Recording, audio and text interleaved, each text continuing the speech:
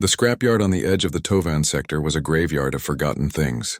Mountains of twisted metal reached for the sky, painted in shades of rust brown and engine black. Old starship hulls, picked clean of anything valuable, sat like giant skeletons. The air always smelled of oil, dust, and the sharp tang of ozone from broken power cells. Jin moved through this landscape every day. He was a young man who made his living by finding value in what others had thrown away. His home was a small, patched-up shack at the far end of the yard. Mr. Park, the owner of the scrapyard, was a gruff man with a loud voice, but he was fair. He gave Jin a place to sleep and a small cut of the profits from whatever he salvaged. It was a hard life, but it was a life. Jin knew the language of metal. He could listen to the hum of a working power core and tell if it was stable. He could look at a shattered thruster array and know which pieces still held usable wiring. His world was one of quiet work and small discoveries. A new load of junk had arrived that morning. A large hauler had dumped a pile of wreckage from a deep space freighter that had been decommissioned. Jin pulled on his heavy gloves and started to climb the new pile. The metal shifted and groaned under his feet. He used his plasma cutter to slice through a large panel, his eyes searching for the telltale gleam of copper or the solid shape of an intact data drive. The sun was high and hot. Sweat dripped down Jin's back. He had been working for hours and his bag was only half full with a few scraps of wiring and some bits of titanium. It was not a good haul. He was about to call it a day when the light from his plasma cutter reflected off a surface that was not dull or rusty. It was a smooth, gray-black curve, buried under a large, shattered engine housing. Curiosity made him stop. He turned off his cutter and started to pull away the debris. It was heavy work, but soon the object was free. It was a helmet. He picked it up. It was much heavier than it looked, made of a cool, dense metal that felt strange in his hands. The design was like nothing he had ever seen. It was a full-face helmet, sleek and seamless. There were no buttons, no ports, no visible seams. The visor was a single dark piece of material that did not reflect the light. It was completely dead, a lump of very heavy, very well-made metal. Jin turned it over in his hands. It was a mystery. Why would someone throw this away? It had no power source he could identify. It was not connected to any system. Maybe the alloy was valuable. He decided to take it back to his shack. If nothing else, it was an interesting piece. That night, a storm gathered on the horizon. It was not a rainstorm, but an ionic storm. Common in this part of space, green and purple lightning flashed silently behind the clouds of gas and dust. The air crackled with static energy. Jin was in his shack cleaning his tools. The helmet sat on a small table in the corner. With a loud crack of thunder that shook the thin walls of his shack, the power in the scrapyard flickered and died. The lights went out, and the constant low hum of the yard's machinery stopped, leaving an eerie silence. At that exact moment, a powerful wave of energy from the storm washed over the scrapyard. A soft, blue light began to glow from the seams of the helmet on the table. Jin jumped, dropping a wrench with a loud clatter. He turned and stared. The helmet was now glowing with an inner light. A low, steady hum filled the small room. It was a deep, resonant sound that he could feel in his bones. He took a cautious step towards it. The dark visor was no longer dark. It was now a screen showing a pale blue light. Words appeared on it, written in an old, simple form of standard that he could still read. Neural link established. "Welcome, crewman." "What?" Jin whispered to the empty room. He had not touched it. He had not done anything. The helmet hummed louder. Then from the center of the visor, a beam of light shot out, projecting a three-dimensional star chart into the middle of the room. Jin stumbled back, his eyes wide. He recognized the local star systems. The chart was focused on a specific area, a known debris field everyone called the Graveyard of Giants. It was a place every scavenger knew about, and mostly avoided. It was a collection of old massive ship hulls and asteroids that had been picked over for generations. There was nothing left there but worthless giant skeletons. A single point within the graveyard was pulsing with a soft blue light. A waypoint. Jin reached out a hand, his fingers passing through the holographic light. He had no idea what this was. It was ancient technology, far beyond anything he had ever seen. This was not just a helmet. It was a key, and it had chosen him. The star chart hung in the air for a full minute, the waypoint pulsing like a heartbeat before it faded away. The words on the visor changed.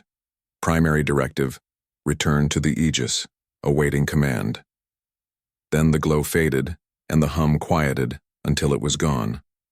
The helmet sat on the table, looking once again like a simple, dead piece of metal, but the air in the room was different. The silence was no longer empty. It was filled with possibility and a deep, unknown fear. Jin picked up the helmet. It was still warm. He looked out the small, dirty window of his shack towards the sky, in the direction of the graveyard of giants. He knew with a certainty that chilled him that his life had just changed forever. Something was waiting for him out there, and for reasons he could not understand, it had called to him. The helmet sat on Jin's workbench for 2 days. It was once again just a cold, heavy piece of metal. He would sometimes pick it up, turning it over in his hands, hoping for another sign of life. Nothing happened. He began to wonder if the ionic storm had caused a brief power surge in some hidden component, a final flicker before true death. The memory of the star chart and the pulsing waypoint started to feel like a dream, but the feeling in his gut, a tight knot of curiosity and dread, would not go away. The words "return to the Aegis" echoed in his mind.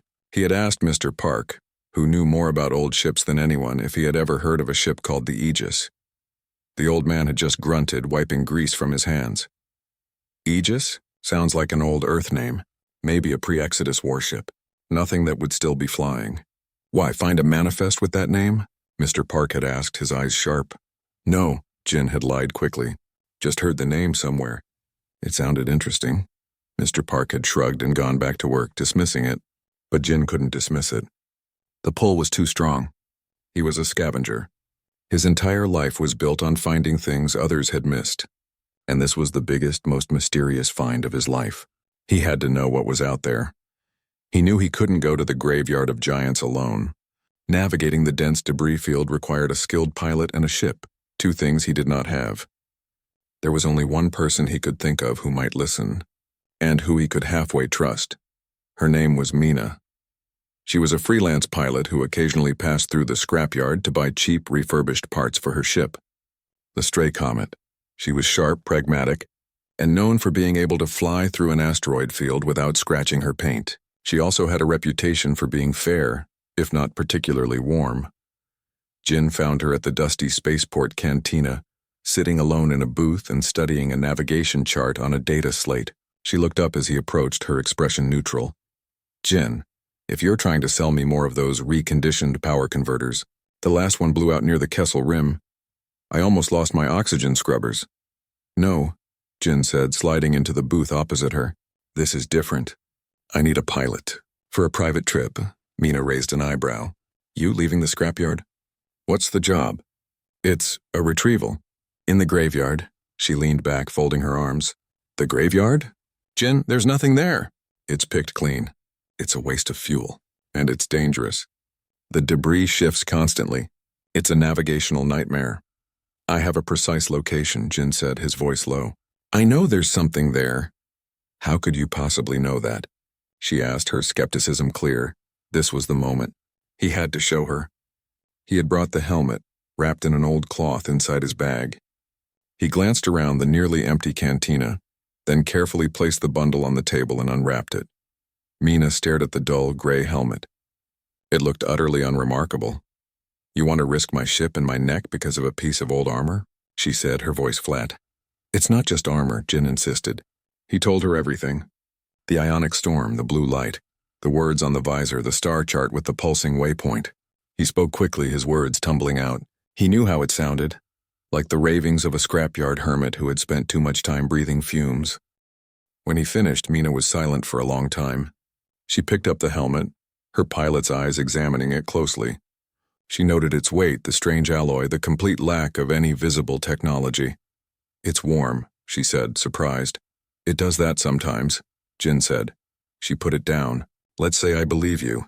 Let's say this thing is a key to something out there. Why me? Because you're the best pilot I know, Jin said honestly. And I think I can trust you not to just shoot me and take it for yourself. A faint smile touched Mina's lips. Fair point. But best pilot doesn't mean stupid pilot. My time and fuel aren't free. If we find anything, I get 60%. You get 40. Jin had expected this. It was a steep cut, but he had no other options. Deal, he said. But we have to go now, before someone else finds out. The trip to the graveyard took 6 hours in the stray Comet. The ship was old and patched in places, but Mina kept her engines clean and her navigation systems sharp. Jin sat in the co-pilot's chair, the helmet on his lap. It remained silent and cold. As they approached the debris field, the view from the cockpit was daunting. It was a chaotic swirl of broken metal and rock, a mess of shadows and glinting edges. Large, dead warships from forgotten conflicts drifted slowly, their hulls scarred and open to space. "This is it," Mina said, her hands moving expertly over the controls. "Where's your magic waypoint?" As if in answer, the helmet on Jin's lap suddenly hummed to life. The blue light returned to its seams. Mina started, her eyes wide as she saw it. "Okay," she breathed. "That's new." The visor lit up, displaying the same star chart, now oriented to their current position. The pulsing dot was directly ahead. "It's guiding us," Jin said, his heart pounding. "I see that," Mina replied, her voice tight with concentration. She guided the stray comet forward, following the signal. They weaved through a canyon of shattered hulls and past the frozen skeletal remains of giant cargo haulers. The helmet's signal led them away from the largest wrecks towards a cluster of smaller, asteroid-like objects. "According to this," Mina said, checking her own scanners, "there's nothing there, just a big dumb rock. Density readings are consistent with iron and nickel. No artificial materials." But the helmet insisted. The dot pulsed faster as they drew near one particular asteroid, its surface dark and pitted from eons of micrometeorite impacts. "It's telling me to land," Jin said, reading the new instruction on the visor. "Right there on that flat area." Mina shook her head. "This is a waste of time." "My scanners don't lie, Jin. There's nothing there." "Please," Jin said. "Just land." With a sigh, Mina maneuvered the ship, setting it down gently on the dark, rocky surface. The landing gear crunched on the asteroid's dust. They were there. The helmet's display now showed a simple, pulsing circle on a diagram of the asteroid's surface, about 50 meters from their ship. They suited up in silence. The airlock cycled, and they stepped out onto the asteroid. The stars were sharp and cold in the airless sky. Their boots kicked up fine gray dust. Jin carried the helmet, its blue light casting strange shadows on the ground. They trudged to the spot the helmet indicated. It looked exactly like the rest of the asteroid, barren rock. "Well?" Mina's voice came through the suit's comm. "Now what?" Jin felt a wave of despair. Had it all been for nothing? A malfunction? He looked down at the helmet. The words on the visor had changed. Proximity confirmed. "Initiate docking procedure." Docking procedure? There was nothing to dock with. Frustrated, he slammed the helmet against the rock face in front of him. There was a deep, resonant clang that was not the sound of metal on rock. Both of them froze. Jin reached out a gloved hand and brushed away the thick layer of dust. Underneath was not rock, but a smooth gray-black metal, exactly like the helmet. He scraped more dust away, revealing a perfectly smooth surface with a single, circular recess. The recess was the exact size and shape of the helmet. Without a word, Jin lifted the helmet and pressed it into the recess. It fit perfectly. For a moment, nothing happened.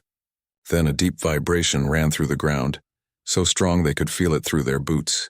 A line of blue light appeared in the rock face, tracing the outline of a massive hidden door. The dust shook loose, falling away like a curtain to reveal a vast, sealed airlock. With a hiss that they heard through their suit sensors, the great door began to slide open, revealing a dark, waiting corridor. The inside was pristine, clean, and illuminated by a soft, ambient light that grew brighter as the door opened fully. Mina stared, her professional composure completely broken. "By all the stars," she whispered. Jin just stood there, the helmet now fused to the door panel, the key that had unlocked a secret.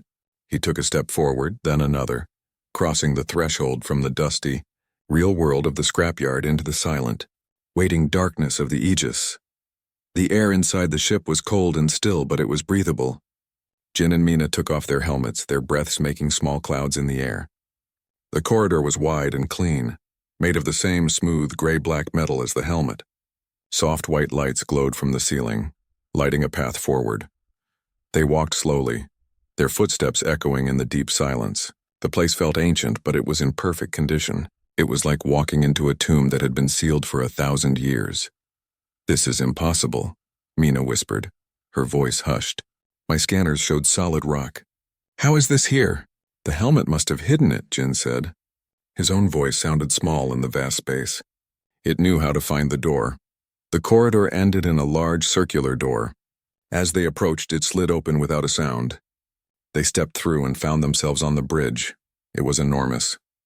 The room was a wide circle with a high domed ceiling. In the center were two large chairs like command chairs. All around the walls were screens and control panels, dark and silent. The entire front of the bridge was one giant view screen, showing the dark, star-dusted view of the asteroid field outside. The place was a ghost ship. It was full of power and potential, but completely empty.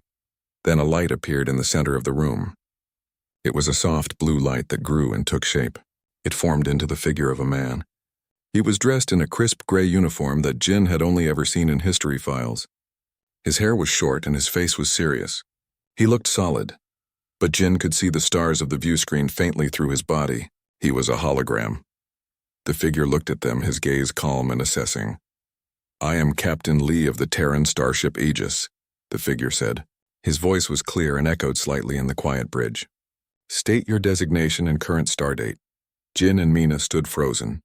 Captain Lee was a legend, a hero from the Great War, the final terrible war against the Xylos hegemony. That war had happened over 300 years ago.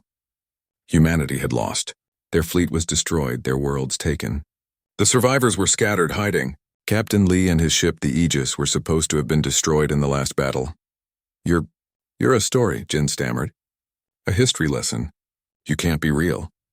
"I am the recorded command consciousness of Captain Lee," the hologram replied.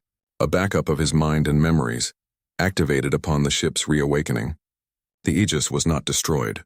It was placed in emergency hibernation after the loss of its crew. You have triggered the reactivation sequence. Now please, the stardate." Mina, her pilot's mind latching onto a concrete fact, gave him the current date. Captain Lee's expression grew even more grim. 312 years, he said softly. "Then the war is lost." "Yes," Mina said. "It's been lost for a long time. The Xylos won. They control everything now." The hologram of Captain Lee was silent for a moment, processing this. The news of his people's defeat seemed to settle on him like a physical weight. "The war never ended for us," he finally said. "The Aegis was our last hope. Our final weapon. It contains technology and power that the Xylos never overcame. It was designed to wait and to be ready to fight again." As he spoke, the bridge around them began to wake up. Control panels lit up with soft lights. Screens flickered to life, showing streams of data and system reports. A low, powerful hum started to vibrate through the deck plates, the sound of a giant heart beginning to beat. "Then we can use it," Jin said, a spark of hope igniting in his chest. "We can fight back." Captain Lee looked directly at Jin. "The Aegis is operational, but I am a guide. I can run the systems, but I cannot command them. The ship requires a living commander, a human spirit to make the choices. The key you found, the helmet, is a neural interface. It has chosen you." The weight of those words crushed Jin's brief hope. "Me? No, I'm not a soldier. I'm a scavenger. I find old wires and sell them. I can't command a warship." Before Lee could answer, a loud, sharp beeping sound cut through the air. A red light began to flash on one of the main screens. The view on the giant view screen shifted, zooming in on a section of space just outside the asteroid field. 3 ships had just dropped out of warp. They were angular and sharp, painted in harsh blacks and reds. Their designs were unmistakable. They were Xylos patrol ships. A communication window opened on the main screen. The face that appeared was harsh, with gray, leathery skin and cold black eyes. The voice that came through the speakers was a guttural growl, speaking in standard. "Unidentified vessel. You are a relic of a defeated species. Your energy signature is illegal. Power down all systems and prepare to be boarded for decommissioning." Mina grabbed Jin's arm, her fingers tight. "Jin, they'll scrap this ship and kill us. We have to run." On the screen, the Xylos commander waited, his expression one of pure contempt. Captain Lee's hologram turned to Jin. His face was calm, but his eyes were intense. "The choice is yours, crewman. The Aegis can run. Its warp drive is superior to theirs. We can likely escape. Or we can fight. This patrol is a minor threat to this ship's capabilities, but engaging them will announce our presence to the entire Xylos fleet in this sector. There will be no hiding after that." Jin looked at the Xylos commander on the screen. He saw the arrogance, the look of a hunter who knew his prey was cornered. He thought of the stories he had heard, of human worlds burned, of people forced into hiding, of a whole species broken. This ship, this Aegis, was a piece of his people's pride. It was a symbol that they had once fought back. He looked at Mina, who was terrified. He looked at Captain Lee, who was waiting. He was just a scrapyard worker. He was no one, but the helmet had chosen him. The ship had waited for him. He thought about running. It was the smart thing to do, the safe thing. Then he thought about what it would mean to always run, to always hide. He was tired of it. He took a deep, shaky breath. His hands were trembling, but his voice was firm. "Can we win?" he asked Captain Lee. "Against this patrol?" "Absolutely," Lee replied without hesitation. Jin looked at the Xylos commander on the screen. He took a step forward towards the central command chair. "Then let's send them a message," Jin said. The command chair was cool and solid under Jin's hands. It felt alien and far too large for him. On the main screen, the Xylos commander's sneer widened, showing rows of sharp gray teeth. He was waiting for their surrender. "Mina," Jin said, his voice tight. "Lee said there's an auxiliary control station for flight operations. I don't know how to fly this thing. I need you over there." Mina stared at him for a second, her eyes wide with panic. Then her pilot's instincts took over. She spotted the station Lee's hologram was indicating. A console with a familiar-looking flight yoke. She slid into the seat, her hands hovering over the controls. "The systems are coming online," Captain Lee's voice said calmly from the center of the bridge. "Shields are at full power. Weapons are charged and ready. They are targeting us. What do I do?" Jin asked, his mind a blank slate of fear. "The ship will respond to your verbal commands," Lee explained, "but it requires your intent. You must mean it. You must will it." On the screen, the lead Xylos ship fired. A bright green energy bolt shot from its main cannon, streaking towards them. It was going to hit. "Shields!" Jin yelled, more out of instinct than knowledge. A low thrum filled the bridge as a shimmering blue energy field snapped into existence around the Aegis just before impact. The green bolt exploded against it in a silent flower of fire on the viewscreen. The Aegis shuddered slightly, but the shield held without a flicker. The Xylos commander's sneer vanished, replaced by a look of shock. A new feeling stirred in Jin's chest. It wasn't confidence, but something simpler. The realization that the ship was listening. That he could, in fact, fight back. "Mina, can you move this ship?" Jin asked. "The controls are intuitive," she said, her hands already moving. "It's like it knows what I want to do." "I think I can." "Then get us turned around. Point us at them." The Aegis, a mountain of dormant metal, began to move. It was not a quick darting movement like a fighter, but a slow, deliberate, and terrifying turn. It was like a giant awakening and turning its head to see who had thrown the stone. "They are firing again," Lee reported. "Multiple projectiles. They have identified our movement as a threat." "Can we stop them?" Jin asked. "The point defense network is active. It will engage automatically." From all across the hull of the Aegis, hundreds of small rapid-fire laser turrets emerged. They swiveled and fired, creating a web of red light in the space between the ships.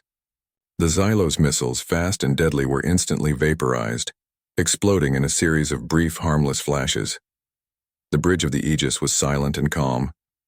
On the Xylos ships, there would be alarm, shouting, and confusion. "Their lead ship is powering up its main weapon for a sustained blast," Lee said. "Their shields are focused forward. They are committing to the attack."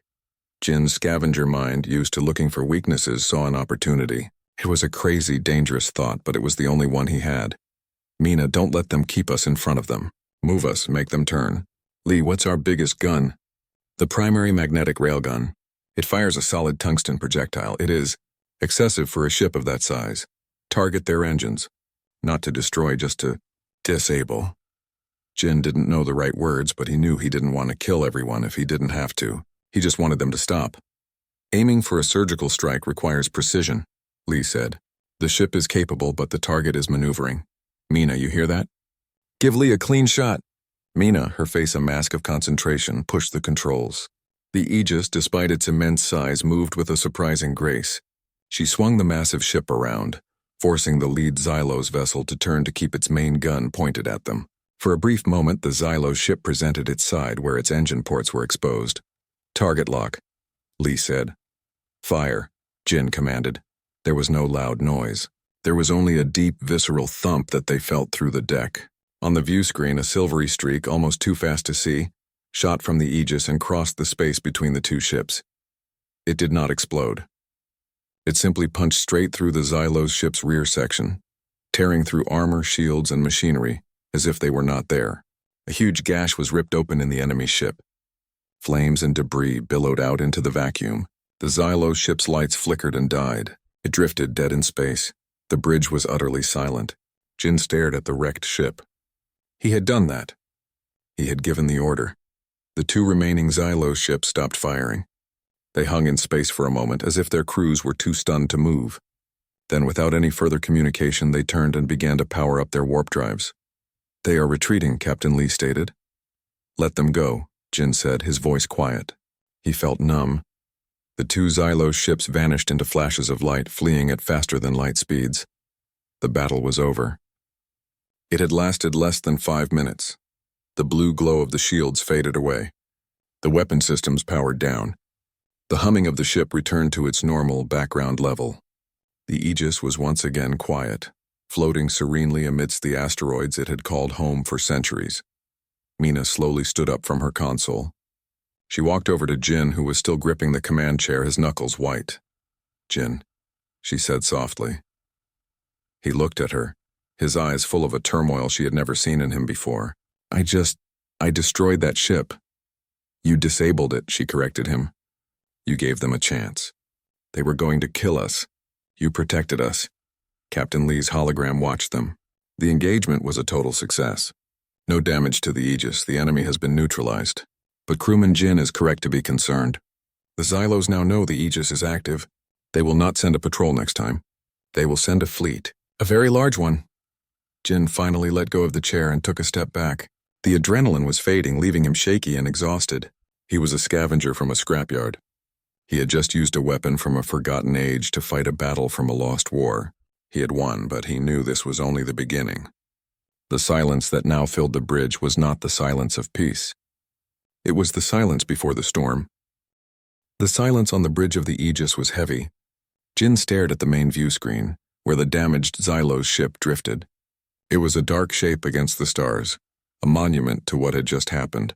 He could still feel the ghost of the railgun's firing vibration in his hands. Mina broke the silence. "They're gone. But they'll be back. And they'll bring friends." Her voice was practical, pulling them back from the shock. Captain Lee's hologram nodded. "Correct. This vessel is powerful, but it is only one ship. It cannot fight the entire Xylos hegemony alone. A tactical retreat is the logical next step." "Run?" Jin asked, the word tasting bitter. "We just won. We survived a skirmish," Lee corrected gently. "A war is different. The Aegis was not designed to be a lone warrior. It was meant to be the heart of a fleet. A symbol." Jin slumped into the command chair, the weight of it feeling even greater now. "A symbol of what?" "We're alone, are we?" Lee asked. His form flickered for a second and the main view screen changed. The image of the wrecked ship was replaced by a star chart, but this one was different. It showed the entire sector, dotted with hundreds of faint pulsing yellow lights. The Aegis was also an ark. It contains the complete genetic and cultural records of old Earth, and it has a long-range scanner that can detect certain energy signatures. Signatures from old hidden human colonies and outposts. The survivors. Jin and Mina leaned forward, their eyes wide. The chart was filled with lights. They weren't alone. There were pockets of humanity scattered everywhere, living in secret and fear. "The story of this battle will spread," Lee continued. "The Xylos will hear it and they will be afraid. But our people will hear it too. They will hear that the Aegis has awakened, that humanity has a warship again, that we fought back and we won." A plan began to form in Jin's mind, slow and hesitant. It wasn't a soldier's plan. It was a scavenger's plan. It was about gathering resources. "We can't just run and hide," Jin said, his voice growing stronger. "We have to go to them. To these lights on your map." Mina looked at him, her skepticism returning. "And say what?" "Hello. We have a giant warship that will bring the entire Xylos fleet down on your heads. Please join us." "We tell them the truth," Jin said. "We tell them we're not hiding anymore. We tell them we have a chance. A real chance." He turned to Lee. "Is there a place we can go? Somewhere we can be safe for a little while?" Lee manipulated the star chart. A remote system, far from any major Xylos routes, glowed brightly. The Eridani Void. It is a dense nebula. It will hide our energy signature while we make repairs and plan. Okay, Jin said, taking a deep breath. Mina, you're the pilot. Get us to the Eridani Void. As Mina returned to her station and began plotting the course, Jin looked at Mr. Park's old, beat-up comms unit which was still in his pocket. It was a short-range device, useless for talking across star systems. But it gave him an idea. Lee, can we send a message? Not a big one. Something small that can be passed along. A story. We can broadcast a tight-beam, low-power signal on old human emergency channels, Lee confirmed. It will be faint, but others who are listening, they will hear it, Jin thought for a moment. He wasn't a speechmaker. He was just Jin, so he decided to say what he felt. Send this, he said. The Aegis is awake. We are here. We are not running. If you can hear this, you are not alone. Find us. The message was sent, a tiny whisper into the vast dark. The journey to the Eridani Void was quiet. The Aegis slid into the swirling clouds of purple and blue gas, vanishing from sight. For the first time in days, they were truly hidden. Days turned into weeks, Jin learned. With Captain Lee as his teacher, he learned about the ship's systems, its history, its purpose. He was still clumsy, still unsure, but he was trying. Mina took charge of the small onboard shuttle, using it to explore nearby asteroid fields for raw materials, putting her scavenging skills to use on a grand scale. Then, one day a ship appeared at the edge of the nebula. It was a small, battered freighter, much like Mina's stray comet.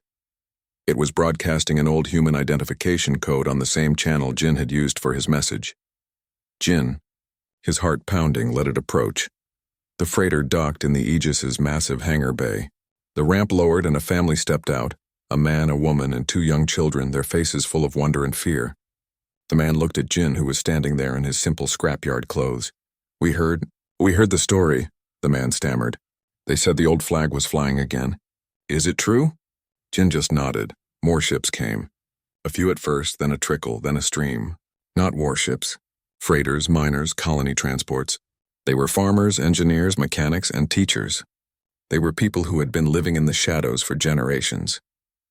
They had heard the story, passed from one ship to another, from one hidden colony to the next. The story of the ghost ship that had fought back.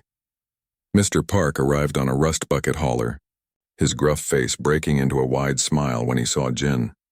You found quite the piece of salvage, boy, he said, clapping Jin on the back. Then he got to work, organizing the newcomers, setting up supply lines using his old scrapyard contacts. The Aegis was no longer just a ship. It became a city, a home. The hangar bay buzzed with activity. People worked together, repairing, building, and planning. They started building new, smaller ships based on the Aegis's technology. Jin was no longer just a scavenger. He was their leader, not because he was the best, but because he had been the one to find the key. He made decisions with Mina's cool-headed advice and Captain Lee's vast knowledge. He learned to lead by listening. He stood on the bridge one evening looking out at the fleet of ships now gathered around the Aegis. They were no longer hiding. They were preparing. Captain Lee's hologram appeared beside him. The Xylos fleet is massing. They know our general location. A battle is coming. Jin nodded. He felt the familiar fear, but it was quieter now. Underneath it was something else. Resolve. It's not the same war anymore, is it? Jin asked. No, crewman, Lee said. It is not. The war to survive is over. This is something new. This is us coming home, Jin said softly.